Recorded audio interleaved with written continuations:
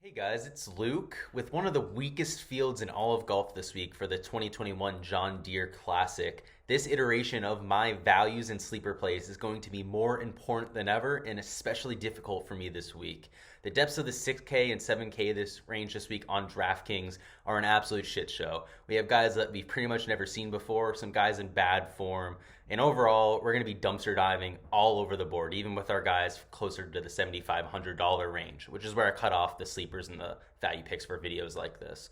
As a result, a lot of DFS players are going to entirely avoid, especially like the 6K range. They may tend to go as far down of just the high 7Ks or something like that. And there's going to be a lot of potential lost in doing that.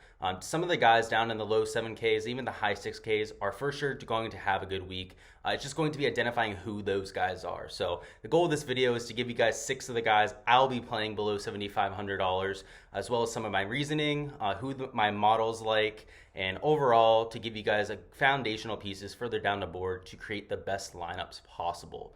All of my picks are going to be data oriented as always, but especially on a shit show like this week. I cover on the PGA Tour, NFL, UFC, and more using this data-driven approach that I've learned as an electrical engineer over the years. There's a lot of techniques, a lot of modeling, a lot of visualizations that I've learned as an engineer that I'm able to translate into the DFS sphere. So if you're looking for content on any of those sports, a more fact-oriented analysis rather than opinionated, just head over to my channel. I've got a lot for you guys. I also launched my Patreon page recently for my PGA Tour projections. I have my projections for all 156 players in every field up on there. I also have my ownership projections, whether guys are in my player pool, some game theory notes. We also have a Discord server up where we can discuss any questions that you guys have. As a community, we can get better as DFS together. It's only $1 to join that. It's super cheap right now, so make sure to take advantage. It's well worth your money. You're going to make a lot more than that using my analysis, using my projections, I guarantee you. So make sure to get it while it's still cheap.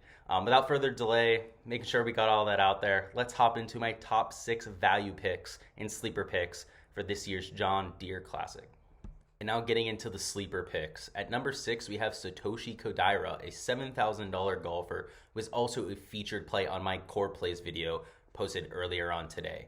So Satoshi comes in number 13 in shots gained total over the last 28 rounds, and he's been in exceptionally good form of late, with the only aberration being a miscut his last time out. And to be quite honest with you, I'm 100% willing to forgive him for that performance. If we take a look at how he's been getting it done, how he's been able to come in for the number 13 shots gained total player in the entire field, he's doing it by hitting a lot of fairways. He's been decent with his approach play, and he's been a very solid putter as always. If we take a look at his specifics with his driving, he's gaining strokes driving, and he's hitting 70.25% of fairways. That is elite accuracy off the tee. He is number 1 in the field in fairways gained. And at a golf course like TPC Deere Run, where accuracy is a lot more important than your distance, you'd love to see that. Over the same stretch, he's gaining 0.56 strokes putting per round. He is historically a great putter on the bentgrass surface as well. He gains an extra 0.29 strokes per round on the bentgrass surface, so he could be in for a huge putting week this weekend. If he's able to continue his decent approach play, where he's been gaining 0.17 strokes per round on approach, he's able to continue to be accurate off the tee. He's in line for a very good week. And overall, I think the $7,000 price tag is very fair.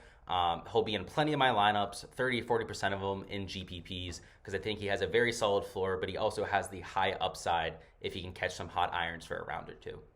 For my number 5 sleeper, we have Chris Baker, the birdie maker, coming in at $6,500. And Chris Baker is an absolute psycho of a golfer. He is a high birdie or better percentage player that scores more birdies than pretty much everyone else on tour, makes his fair share of bogeys, but that's all right when it comes down to Draftkings scoring.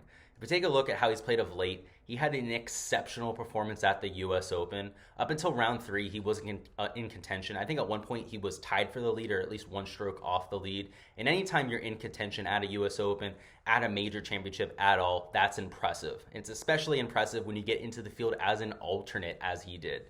Chris Baker, like I said, is a highly volatile player. For the season, he's gaining 0.22 strokes per round off the tee, and he also gains on approach as well. As a result, he gives himself plenty of birdie opportunities. He's also a very streaky putter. There's some rounds where he bleeds strokes, loses 2-3 strokes putting, but he also has those ceiling rounds with his putter from time to time, which shows that he's a very aggressive putter.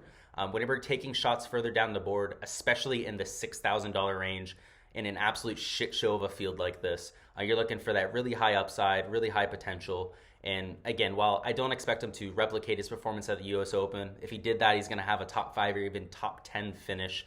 I really like his potential to score big in DraftKings, especially if he's able to make the cut. So that's why he comes in at number 5, and I think that you should take some shots on him in DraftKings. And at number 4, we have Camilo Villegas, a $6,600 golfer, who's also part of my core plays video from earlier on today. If we take a look at some of his stats over the last 28 rounds, he comes in number 11 in shots gained total in the field over that stretch, and is also gaining very solidly on approach, gaining 0.42 strokes per round with his irons. While he hasn't been great off the tee, we have seen him lose some strokes off the tee. A majority of that has been due to his distance. He's still been hitting over 65% of his fairways. That is a well above average rate.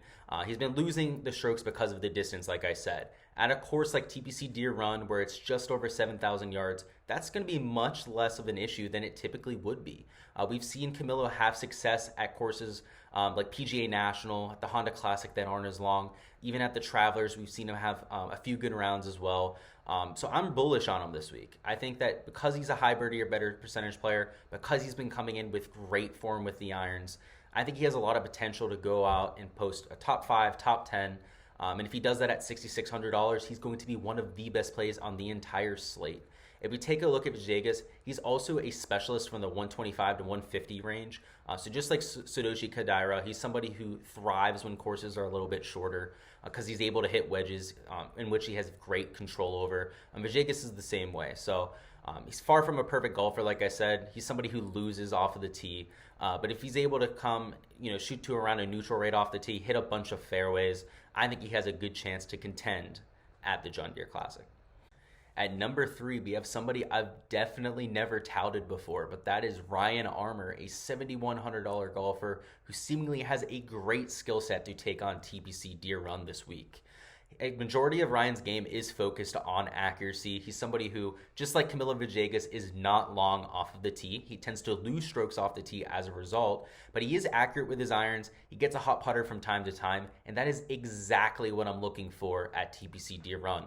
Of late, we have seen Armour do well at the Palmetto Championship. Of course, I think that sets up pretty similarly to what we're going to be seeing this week. He ended up finishing 8th. He also finished top 25 at the Byron Nelson, which was another birdie fest, a scoring fest where you have to be accurate and you had to be a good putter. So I like seeing that of late. I also like seeing that his historical numbers in terms of accuracy are some of the best that we've seen on tour. He's historically somebody who hits nearly 70% of fairways, and while he hasn't done that this year, he's closer to the 67-68% mark. I do expect some positive regression for him in the next few months. He's also somebody who tends to get very streaky. We've seen him almost win the Rocket Mortgage before. We've seen him win golf tournaments when he gets hot with that flat stick. And when you're at a golf tournament with this weak of a field, when pretty much nobody's going to be a slam dunk play, you're looking for guys that have high potential, that actually can go out, win a golf tournament, that can put up enough scoring to help you win in a GPP on DraftKings. And that's the kind of upside that Ryan Armour gives you. So again, I don't expect him to be a safe pick. I do expect him to make the cut at the very least. I don't expect him to be safe to finish top 10 or top 15 or anything like that, but he definitely has the potential to do so. And for my second best value pick this week, we have CT Pan, a $7,200 golfer who profiles very similarly to Ryan Armour, except that CT Pan has been in great form of late, which is very encouraging to see. So he's somebody who gains most of his strokes with accuracy, just like Ryan Armour, but he comes in gaining in all 4 major statistical categories over the last 28 rounds. To get into some of the specifics, he is gaining 0.55 strokes tee to green over that stretch, which is great for CT Pan. Again, he's typically one of the shorter hitters on tour. He tends to have to hit a lot of hybrids, a lot of longer irons into some greens, where some of the guys might be hitting, mid irons or something like that. But of late, he's actually been hitting the ball a lot farther than normal. He's been averaging 299 yards for his driving distance, which is an extra 5 yards than we've been used to seeing over the years. So he might have found something with the driver. We don't have any numbers on his club head speed yet. I'm very much looking forward to seeing that this weekend for CT Pan. But I would assume that he has higher club head speed. He's probably been working with a few instructors to do so. And if he's able to get a few more strokes gained off the tee, he could very much contend in some of these golf tournaments. Again, he's one of the better iron players on tour. He's been gaining strokes with his irons over those past 28 rounds, almost 0.2 strokes per round. He's also hitting over 62% of his fairways. So even with that newfound distance, he's not lost accuracy off the tee. I believe he's only 1.5% lower in terms of accuracy than it was before. And again, a lot of that's just due to statistical variance, right? Because we are using such a small sample size. So if he can play like he has been over the past month and a half, if he's able to come in, hit fairways like I expect him to, I think he's going to have a very good week. He's somebody I would bet to finish top 15 this week. I think that his game just fits the course very well, is coming in with the kind of form that I'm looking for, and that's why he comes in as my number 2 value play this week. And finally, at number 1, we have Scott Stallings, a $7,400 golfer who my models absolutely love this week for the John Deere Classic. So for me, if it were up to my models to determine pricing on Draftkings, Scott Stallings would be a high $8,000 golfer. As a result of the algorithm this week, he sees himself in the mid $7,000 range. He's one of the best values that we've seen in a very long time, and it's very apparent if you take a look at how he's played over the last 28 rounds. He's gaining 0.37 strokes on approach over that stretch, and also gaining 0.45 strokes putting per round over that stretch. Both of those numbers are top 20 in the field, and that's exactly what I'm looking for at TPC Deere Run.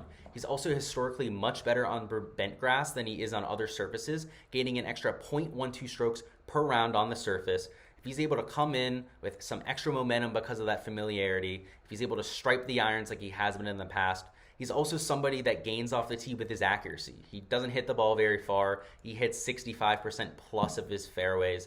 I can't find anything wrong with Scott Stallings this week. He fits the course very well. My models love how he's been playing of late, and I think he's one of the best salary-wise value plays on the entire slate. I will be betting him the top 20 finish this week. I think he has a very good chance to do so. I will also be betting him to win this week. Scott Stallings reminds me a lot of Cam Davis last week. Somebody who was coming in with sneaky good form, had a great fit for the golf course. Almost seems like it was tailor-made for him. I see a lot of similarities here, and I definitely think he's worth a few shots on Draftkings as well. That's all I've got for this week's sleeper picks, guys. I will have my ownership reaction video for the John Deere Classic out tomorrow on my YouTube channel. We will be going over some of the game theory, some of my fades, some of my sleepers, all of that good stuff to get you guys ready to make your DFS lineups for this week. Let me know in the comments who your best sleeper pick is for this week at the John Deere Classic. The best comment is going to win a free month of my Patreon. That is access to my projections, my ownership rankings, as well as some of my other tools I'll be adding on there over the next month. If you don't want to win it by commenting, you can also buy my Patreon. The link is in the description for that. Again, it's just $1. You're getting a ton of value for that $1. I just want you guys to see what I have to offer to become a part of the community, so make sure to do so while it's still cheap. As always, make sure to like and subscribe if you guys enjoyed the content. It really helps me out with growing my channel. It also makes sure that you guys are able to catch my content as soon as I post it. So it's a win-win. Make sure you go click that like button right now. Again, I really appreciate it. Good luck with your lineups this week. Let's win some cash. Send me your shout outs when you guys win some cash so I can include you in the next video. And overall, have a great weekend. See you tomorrow.